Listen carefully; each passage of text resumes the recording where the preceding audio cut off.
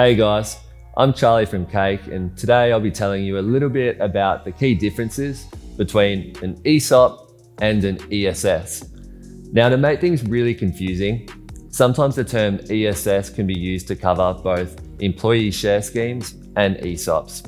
Other times, an ESS will refer specifically to an employee share scheme. So what's the difference? Under an ESS, pretty much the employee is given all of the shares up front. This means they're issued all of the shares and the regulator is updated for that full amount of shares. However, those shares are subject to the vesting requirements. If the vesting requirements are not fulfilled, for example, because if the employee leaves and they don't stick around long enough for the full time-based vesting, then the company is able to buy those unvested shares back from the employee, usually at a nominal value like $1. Now with an ESOP, the employee is issued options up front, and those options vest when they can then be exercised to become shares.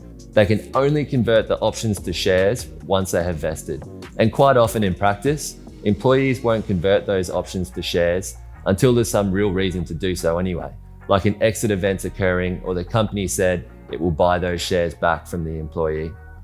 Now, the main benefit of this when using an ESOP instead of an ESS is that if the employee leaves before all of the vesting occurs, those unvested options can simply be transferred back into the option pool, and they can be reused for any new employee or to top up any existing employee. There's no updates needed with the regulator. However, under an ESS, if an employee leaves before the vesting is completed, which happens quite often, the company actually has to buy those unvested shares back from the employee. Now, while they're only buying them back at, say, $1, it can be quite an admin burden to do this because they often have to get the approval of all of the shareholders for this to happen.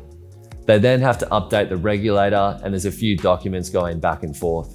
So for this reason, we see the majority of companies go for options over shares, basically because it's easier to handle. If you have any queries with this or you'd like to see how it applies for your company, get in touch and either we or our legal partners can have a call with you and work out exactly what works best for you. Thanks.